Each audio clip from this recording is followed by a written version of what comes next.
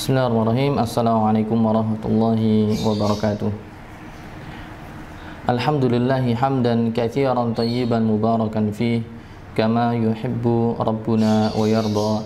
Wa asyhadu an la ilaha illallah wahdahu la syarika lah wa asyhadu anna Muhammadan abduhu wa rasuluhu la nabiyya wa la rasula ba'dah. Allahumma 'allimna ma yanfa'una wanfa'na bima 'allamtana wa zidna ilman ya rabbal alamin. Sahabat sekalian yang dimuliakan oleh Allah SWT, saudara-saudariku kaum muslimin yang saya muliakan, alhamdulillah kita bersyukur pada Allah, kita bergembira, kita berbahagia. Di kesempatan sore hari ini kita bisa berjumpa lagi secara online pada kesempatan membahas satu kitab kecil, satu buku saku kecil yang akan memotivasi kita, mengantarkan kita bagaimana cara menuntut ilmu agama yang benar, cara menuntut ilmu agama yang baik. Itu pembahasan tentang bagaimana bertahap dalam menuntut ilmu agama yang ditulis oleh beliau yang mulia Syekh Faras Ibn Khalil hafizallahu ta'ala, seorang guru di Markaz Al-Imam Al-Albani di Yordania, ya, termasuk dari salah satu dari beberapa murid Syekh Albani rahimahullahu ta'ala, yang mana pada kesempatan kali ini kita membahas tema keberhasilan menuntut ilmu. Bagaimana seseorang itu berhasil menuntut ilmu agama. Namun di pembahasan yang lalu masih ada beberapa kutipan yang belum selesai untuk kita bacakan. Sedikit kita bacakan, ya. Tema yang kemarin adalah salahul muslimin bi salahi ta'limihim, yaitu dengan pendidikan maka kaum muslimin menjadi baik, ya. Kemarin ada kutipan bahwa yang belum kita baca, bahwa seorang itu memang harus paham betul, tahu bagaimana metode belajar yang benar. Kenapa? Karena umur kita pendek. Kata umur kita pendek, namun ilmu yang harus dipelajari sangat banyak, ya. Makanya kemarin sampai dalam syairnya Syekh Muhammad bin Shalih Al-Utsaimin sampai mengatakan dalam kitab beliau Manzumah Al-Qawaid wal Usul, beliau mengatakan wa ba'du fal ilmu buhurun zakhirah lan yablughal kadihu fihi akhirah lakin fi usulihi tashila linailihi fahris tajid sabila faghtanimil qawaidal usula faman tafuthu yuhramul wusula. Ya, kemarin Syekh Muhammad bin Shalih Al-Utsaimin mengatakan dalam syairnya itu, beliau mengatakan, ya, fal ilmu buhurun zakhirah, ilmu itu ibaratnya seperti lautan yang sangat berlimpah airnya, sangat luas. Lan yablughal kadihu fihi akhirah, orang yang begitu bekerja keras, yang begitu bersungguh-sungguh tak akan mampu untuk mencapai ujungnya. Ya, saking luasnya ilmu, ya tidak mungkin seorang menghabiskan umurnya kemudian semua ilmu bisa dia kuasai. Tidak, cuman segelintir saja, sebagian dari ilmu yang bisa dia kuasai. Itu pun mungkin juga sangat terbatas, ya. Namun caranya gimana agar bisa menguasainya? Lakin fi usulihi tashila, namun dengan mengenal dasar-dasar dan pokok-pokok ilmu tersebut itu bisa mempermudah. Mempermudah apa? Linailihi fahris tajid sabila, mempermudah untuk, ya, meraih dan mendapatkan ilmu tersebut, yaitu dengan mempelajari dasar-dasarnya, pokok-pokoknya, kaidah-kaidahnya, maka kita akan menguasai ilmu tersebut. Maka bersemangatlah engkau, semoga Allah berikan Anda jalan, ya. Faghtanimil qawaidal usula, maka rampaslah dan kuasailah, manfaatkan dengan baik, mempelajari kaidah-kaidah dan usul-usul, pokok-pokok setiap bidang keilmuan. Faman tafuthu yuhram al-wusula, maka jika keduanya terlewatkan, yaitu mempelajari kaidah-kaidah dan pokok-pokok ilmu terlewatkan, maka engkau akan terhalangi dari sampai kepada ilmu yang dikehendaki. Kemudian Syekh Faras mengatakan, idza kana kalamuna an talibil ilm, pembicaraan kita ini tentang penuntut ilmu, yaitu penuntut ilmu sejati, ya, bukan KW. Fayakhruju bidzalika man la yahmil hadzal laqab, maka tema pembahasan kita ini, ya, mengeluarkan orang-orang yang tidak mempunyai julukan ini, yaitu tidak mempunyai julukan penuntut ilmu. Alias siapa? mimman yatlubul ilma wa huwa ghairu jad, yaitu orang-orang yang mengaku menuntut ilmu tapi dia nggak sungguh-sungguh, ya cuman hadir-hadir saja, hadirnya pun cari-cari waktu luang, bukan meluangkan waktu tapi cuman sekedar cari-cari waktu luang. Walaupun kita katakan itu sudah bagus, ya itu sudah bagus orang mau hadir di majelis, sudah bagus orang mau ikut kajian streaming misalnya, udah bagus. Tapi itu kurang bagus bagi orang yang memang benar-benar mengaku dirinya penuntut ilmu, ya.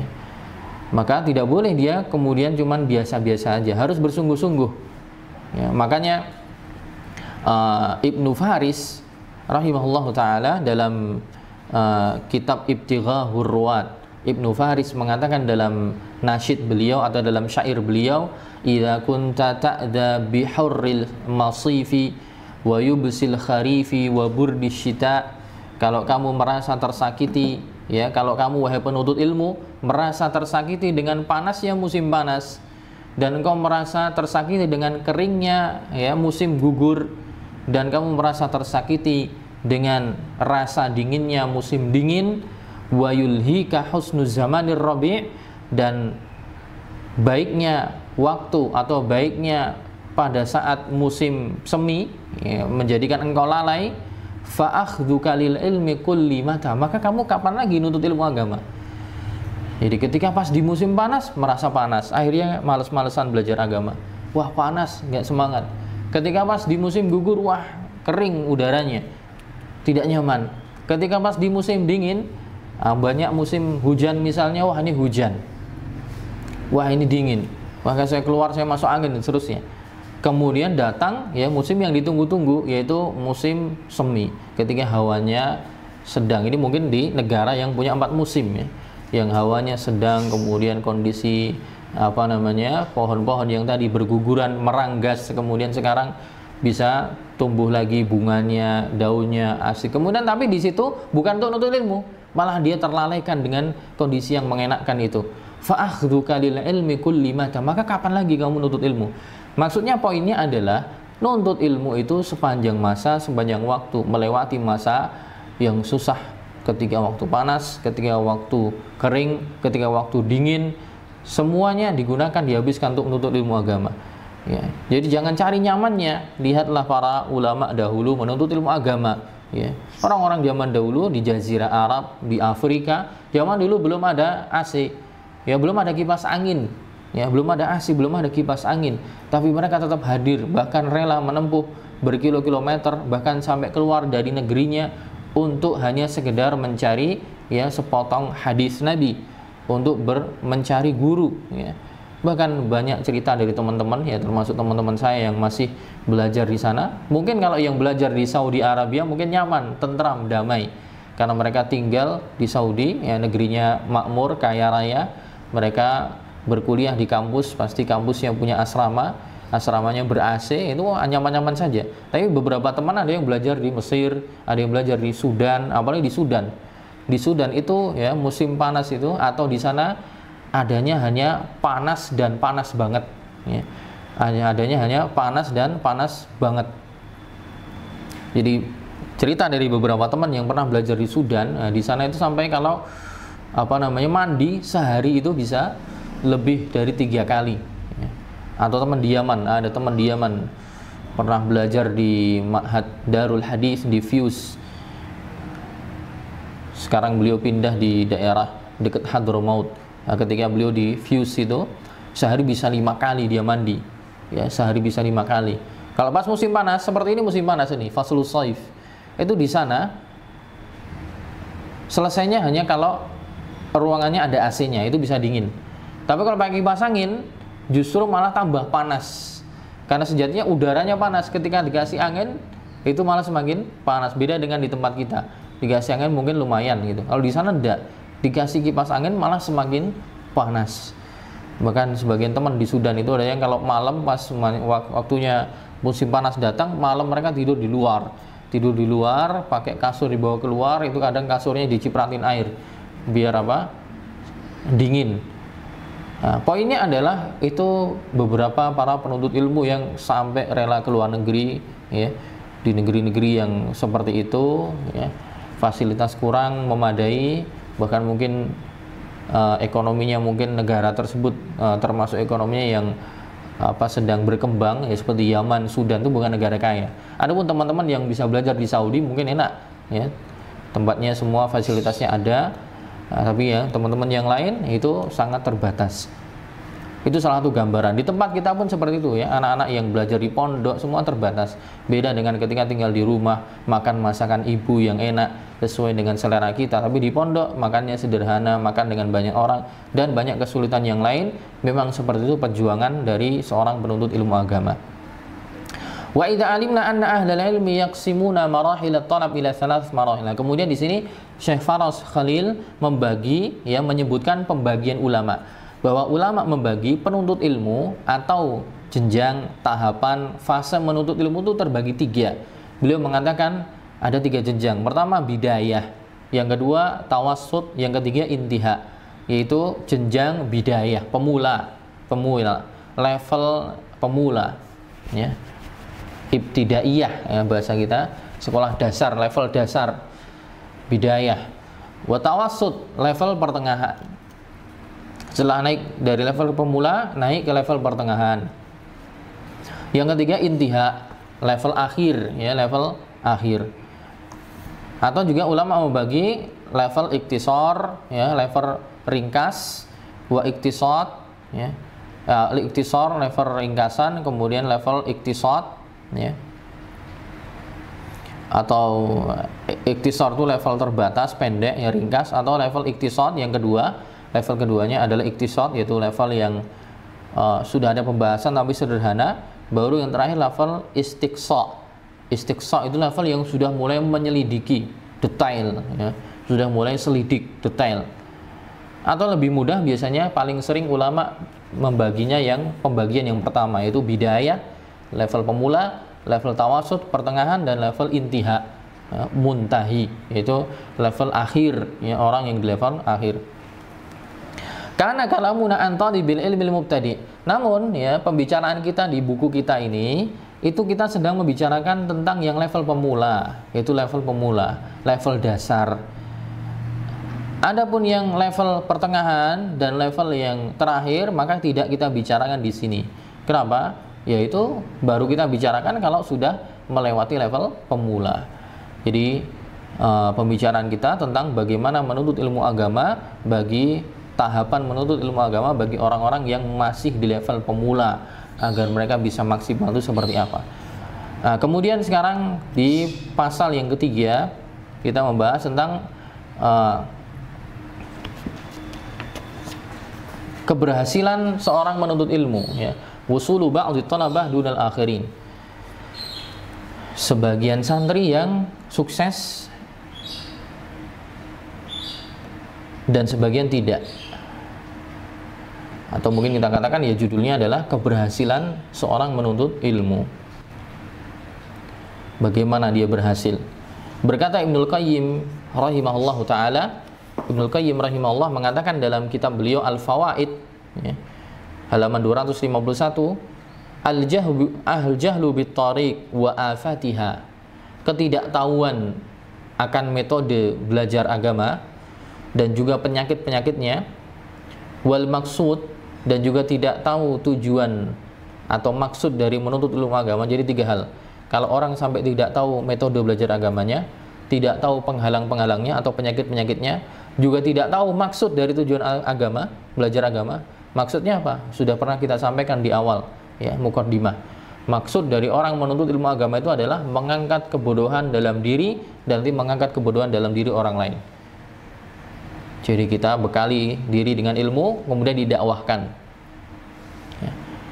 Nah, kalau orang tidak paham maksud dari menuntut ilmu agama, tidak paham metodenya, tidak paham juga penghalang-penghalangnya, ya, maka apa? Yujibut ta'abal katsir. Ini akan berkonsekuensi menjadikan si penuntut ilmu, ya, bersusah payah, capeknya banyak, susah payahnya terlalu banyak, capeknya banyak, ma'al faidatil qalilah. Tapi faidah yang dihasilkan dari menuntut ilmu sangat kecil, ya. Karena mungkin kalau dia belum tahu maksudnya menuntut ilmu, motivasinya kurang, ya dia akan malas-malas. Tapi kalau orang benar-benar paham tujuannya menuntut ilmu agama itu apa, dia akan totalitas, hasilnya juga akan baik. Tapi kalau cuman ya maksudnya kurang paham, metodenya juga kurang bagus, penghalang-penghalangnya dia tidak ketahui, ya dia menghabiskan banyak waktu, menghabiskan umurnya, capeknya banyak, tapi faidahnya sedikit. Sebagaimana juga ya Al-Allamah Burhanul Islam Az-Zarnuji, Burhanul Islam Az-Zarnuji dalam kitab beliau Ta'limul Muta'allim Tariqat Ta'allum. Ini kitab tentang adab ya, menuntut ilmu agama.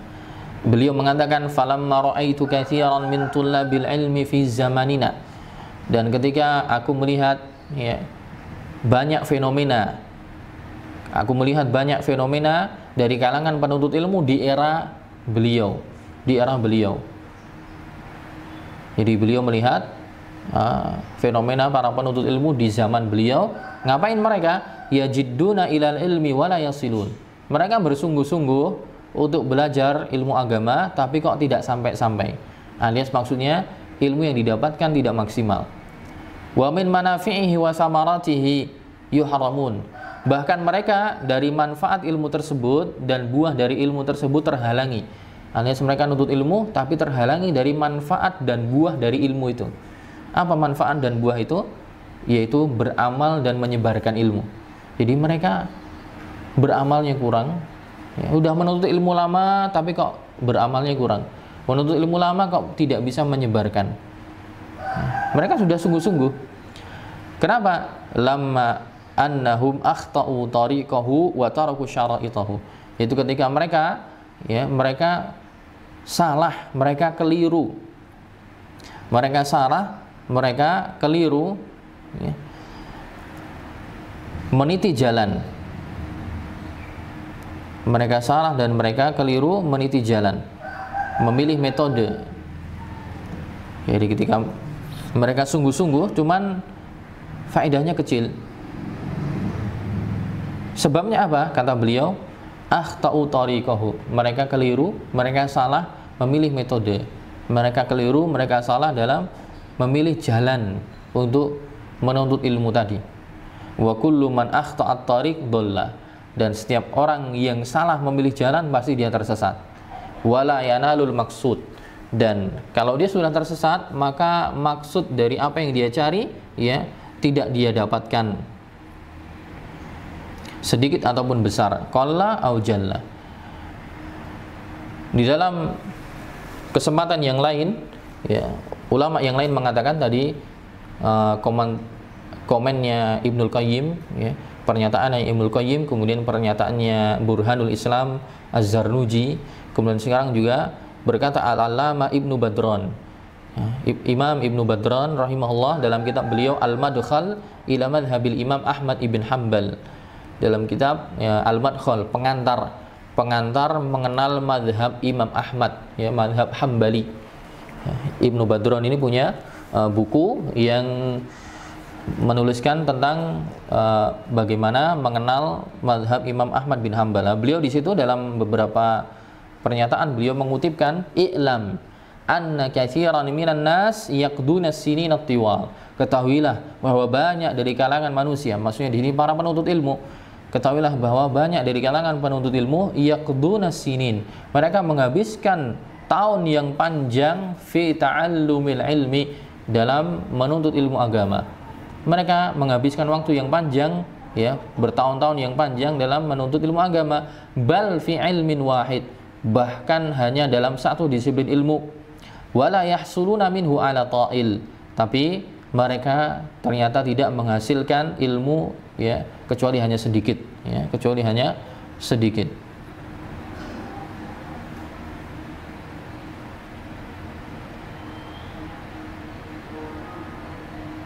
Mereka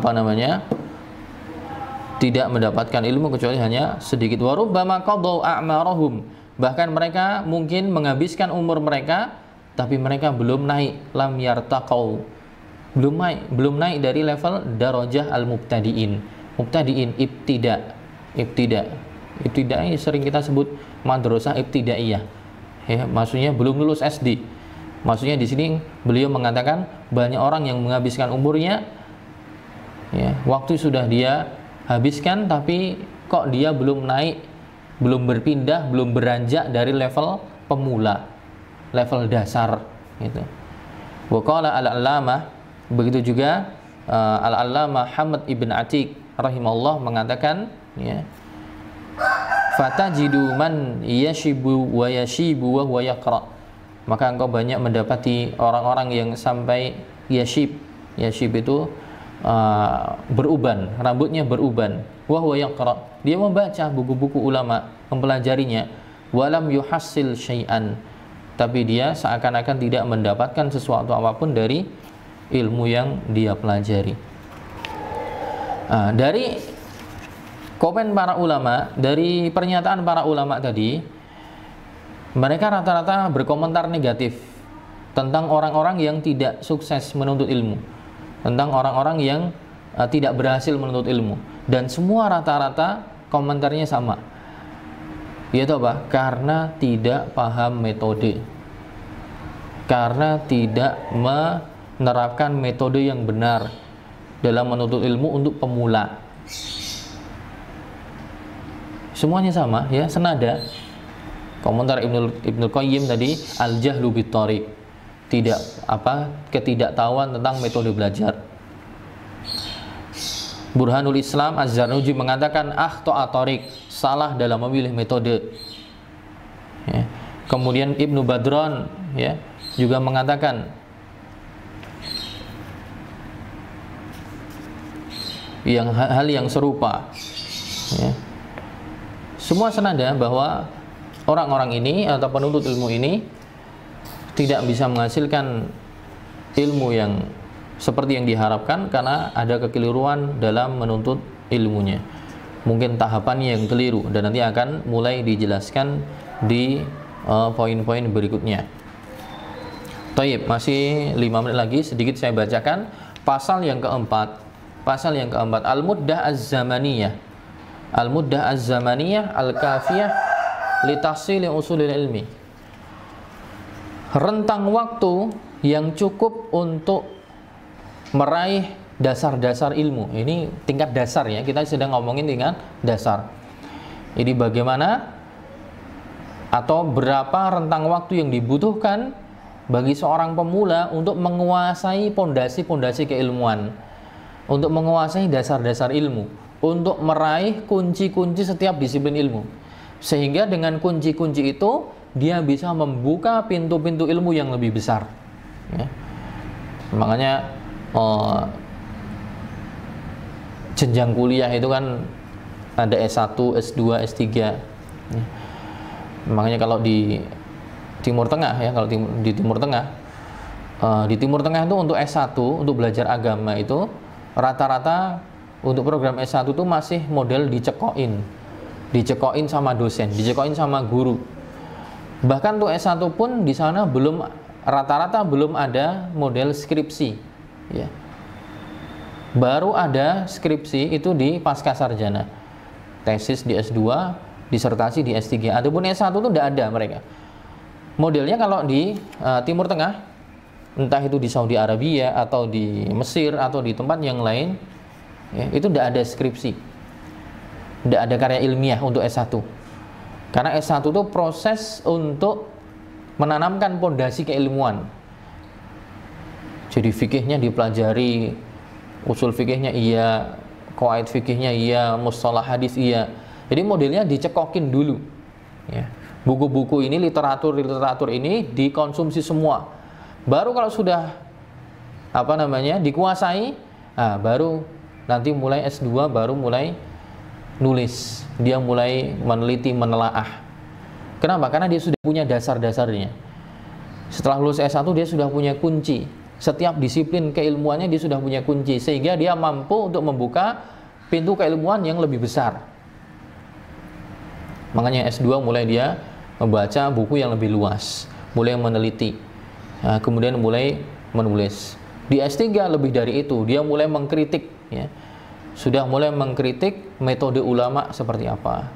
Oh, ada kekeliruan, dia kritik. Oh, ada kekurangan, dia tambahin. Tapi untuk S1 rata-rata, ya, baik itu di Al-Azhar atau di kampus-kampus di Saudi, ya di Madinah, Universitas Islam Madinah, atau di saya dulu tempat belajar di Libya, itu tidak ada skripsi, tidak ada. Jadi ya cuman kita belajar, ada diktatnya, kita pelajari, ya dipahami, dihafal, ujian, gitu aja, lulus. Jadi tidak ada adapun untuk latihan menulis karya tulis ada, iya, tapi secara resmi ada skripsi sebagai syarat lulus itu tidak ada, ya, tidak ada, karena dianggap itu masih level dasar alias level bagaimana menanamkan pondasi keilmuan. Nah, kemudian di pasal yang keempat ini kita bahas berapa sih rentang waktu yang dibutuhkan untuk bisa meraih, menguasai pokok-pokok atau dasar-dasar keilmuan. Di sini juga tidak ada nas, ya, dalam Quran hadis nggak ada nas yang jelas, tidak ada nas yang jelas, cuman biasanya dikembalikan kepada urf, dikembalikan kepada kebiasaan di masing-masing daerah, masing-masing wilayah, dan itu akan berbeda-beda. Dan nanti akan kita lihat bahwa para ulama punya statement yang berbeda-beda tentang berapa lama seorang diharapkan mampu untuk menguasai dasar-dasar keilmuan. Komentar yang pertama dari Ibnu Badran.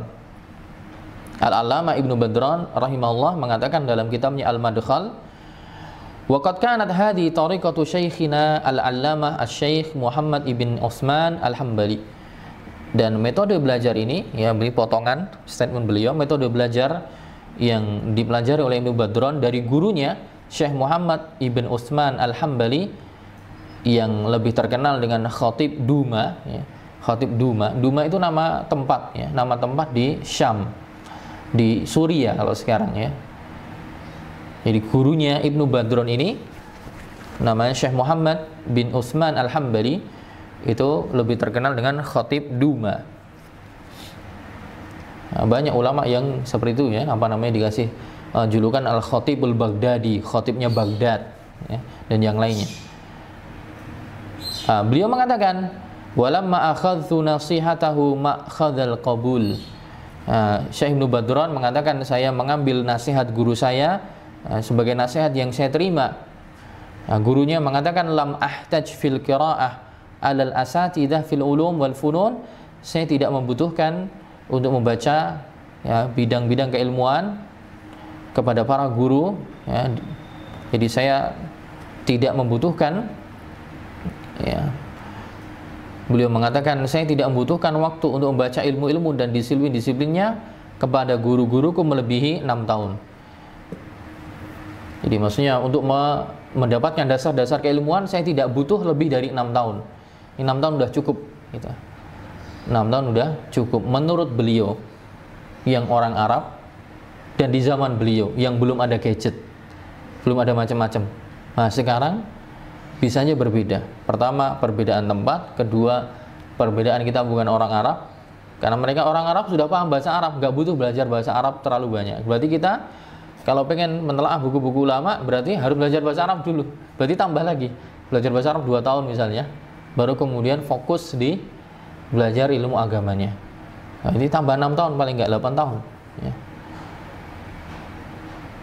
Tapi ini dulu loh, belum ada televisi, belum ada internet, belum ada gadget. Mereka masih fokus belajar di masjid, di ma'had, fokus, tidak ada godaan. Ada godaan tapi sedikit berbeda dengan sekarang, yang mungkin kita buka buku agama sebentar, 15 menit sudah nengok WA. Kita buka Al-Quran sebentar sudah nengok Facebook. Kita buka ini sebentar sudah nengok itu. Bahkan terkadang membuka handphonenya lebih lama daripada membuka buku-buku agama. Nah, ini yang seperti ini butuh lebih lama lagi, ya, butuh lebih lama lagi. Nah, itu salah satu komentar. Sepertinya saya cukupkan sekian, 30 menit. Nanti komentar ulama yang lain kita bacakan di pertemuan yang akan datang. Wallahu a'lam bishawab.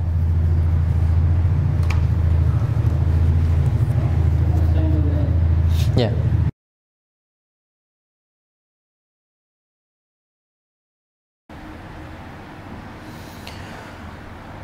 Assalamualaikum warahmatullahi wabarakatuh. Waalaikumsalam warahmatullahi wabarakatuh. Semoga Allah selalu merahmati Ustadz beserta keluarga, amin wa iyyakum. Afan, saya hendak bertanya, seperti yang sudah dijelaskan sebelumnya, kita harus memperhatikan tahapan-tahapan dalam menuntut ilmu. Bagaimana cara mengetahui sedang berada di tahap mana kita menuntut ilmu? Ya mudah.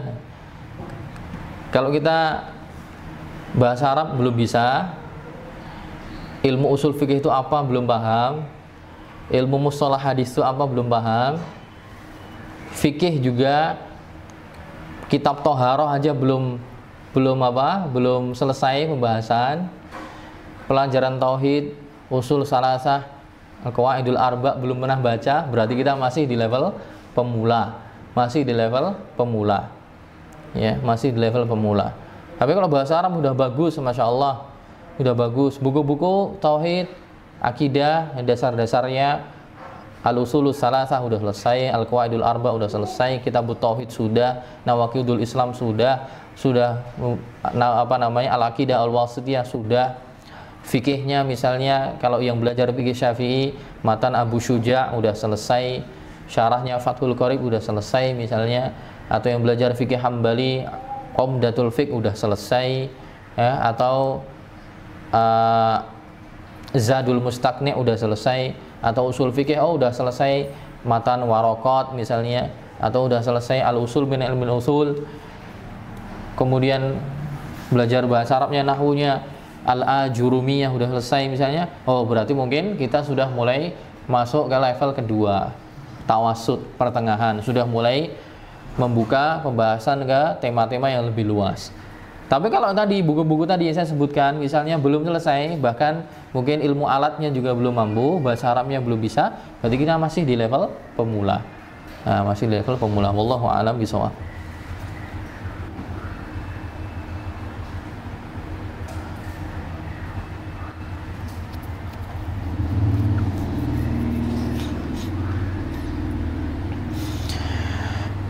Pertanyaan kedua, Anak ingin mengajukan pertanyaan. Saya seorang ibu rumah tangga yang alhamdulillah diberikan semangat oleh Allah untuk belajar. Pertanyaan saya, apakah saya ini juga termasuk sebagai penuntut ilmu? Tidak jarang yang mencemooh saya bahwa saya belajarnya cuman lewat YouTube saja, tidak afdol, beda dengan yang mondok. Dan hal itu kadang menurunkan semangat saya untuk belajar. Ya, barakallahu fiik. Ini ibu-ibu ya. Alhamdulillah ada seorang ibu-ibu sudah berumah tangga, kemudian masih semangat belajar. Ini sesuatu yang pantas untuk diapresiasi, pantas untuk diberikan semangat, dan tidak usah berkecil hati, ya, tidak usah berkecil hati. Memang kalau ada kajian dan kita bisa hadir di majelis ilmu, hadir di di masjid, di musola, itu bagus. Tapi untuk mondok sepertinya udah tidak mungkin ya, atau kemungkinannya sangat kecil. Kenapa? Karena sudah ada tanggung jawab untuk melayani suami, ada tanggung jawab untuk mendidik anak, mengurus keluarga. Ini susah.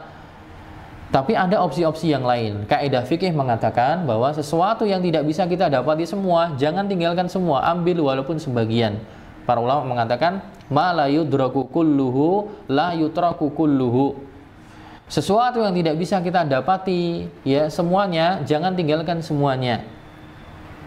Mungkin ya idealisnya ya, orang mikirnya ideal adalah ya memang seorang sudah semangat agama masih muda udah semangat belajar agama, sejak SMP masuk pondok, SMA juga iya, kemudian setelah lulus SMA masuk ke kampus yang mengajarkan ilmu syar'i yang bagus, ke Libya, Jakarta, atau ke Madinah, atau ke Riyadh, atau ke Azhar dan yang lainnya. Masya Allah, idealisnya seperti itu. Tapi kan tidak banyak, tidak sedikit juga banyak teman-teman, baik ikhwan dan akhwat sekalian, ada yang mungkin baru belajar agama atau semangat belajar agama ketika ternyata sudah berkeluarga, atau sudah kerja, atau sudah punya tanggung jawab.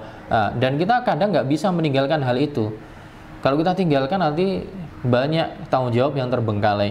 Maka tetaplah kita belajar, walaupun mungkin di rumah, walaupun mungkin lewat YouTube. Tapi saran saya, misalnya belajar dengan YouTube ya, via YouTube atau Facebook atau yang lain, jangan sekedar belajar di video-video yang hanya potongan-potongan yang tidak jelas. Belajar yang dari awal ya. Ini bahas tentang tema ini dari awal sampai akhir. Jangan yang potongan-potongan. Dan alhamdulillah kalau misalnya pengen belajar sungguh-sungguh, sekarang banyak lembaga-lembaga pendidikan online yang kita bisa belajar secara ya, terstruktur dan ada kurikulumnya, bahkan sampai mendapatkan ijazah. Ya. Ada yang berbahasa Indonesia, ada juga yang berbahasa Arab, ada yang berbahasa Inggris. Tinggal pilih. Kalau sudah bisa punya bekal bahasa Arab, maka banyak opsinya. Akan saya sebutkan beberapa nanti. Misalnya belum bisa bahasa Arab, bisanya hanya bahasa Indonesia, nanti ada juga. Atau bisanya bahasa Arab belum bisa, tapi bahasa Indonesia, bahasa Inggris bisa. Ada opsi yang lain. Ada banyak sekarang kampus online. Seperti di Amerika itu namanya ada Islamic University of Minnesota, Al-Jamiah Al-Islamiyah di wilayah Minnesota. Itu kampusnya ini yang mendirikan, yang menginisiasi seorang ulama dari Mesir, lama di Saudi, namanya Profesor Dr. Walid bin Idris Al-Manisi. Itu beliau bersama ulama-ulama yang dari Timur Tengah, mereka berdakwah di Amerika.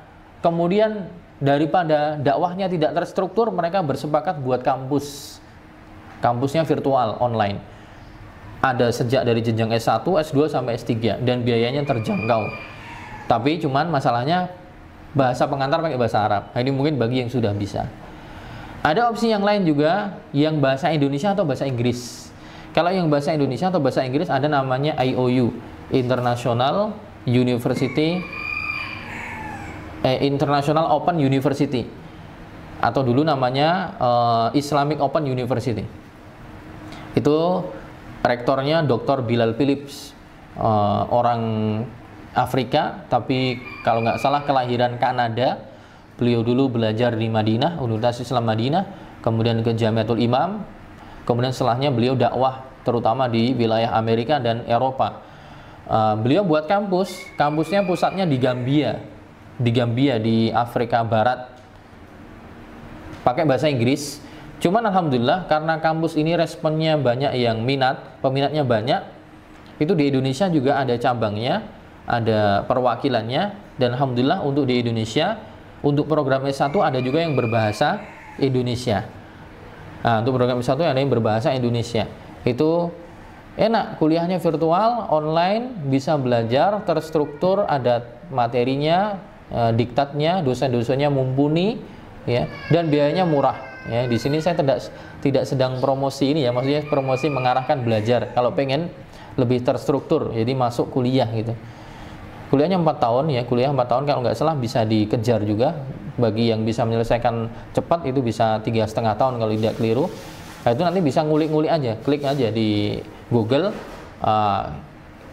Yang lebih enak yaitu IOU, International Open University, atau Islamic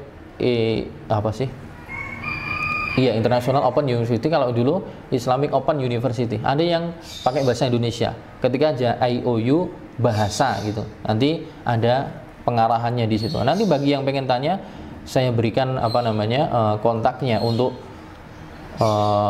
perwakilan cabang Indonesia itu, orang Jogja kebetulan, namanya Ustadz Adiwira. Ustadz Adiwira di jalan Kaliurang beliau tinggalnya. Nah, itu intinya. Bagi yang belajar di rumah, bisanya belajar di rumah, jangan berputus asa, tetap bersemangat, ya. Tetap kewajiban kepada suami, anak ditunaikan, tapi di sisi lain tetap belajar. Itu merupakan perkara yang bagus, insya Allah pahalanya berlipat ganda. Wallahu a'lam bishawab. Ada satu lagi nih, 3. Ya, pertanyaan terakhir. Ada orang Islam dan berilmu, tapi ilmu dia hanya dalam ilmu dunia, matematika, sains, sejarah, dan dia juga paham ilmu agama tapi hanya dasar saja, fasih dalam mengaji, lantunan Al-Quran yang tartil. Apakah orang Islam tersebut dikatakan orang berilmu, dan bagaimana ilmu orang tersebut dalam pandangan Allah SWT?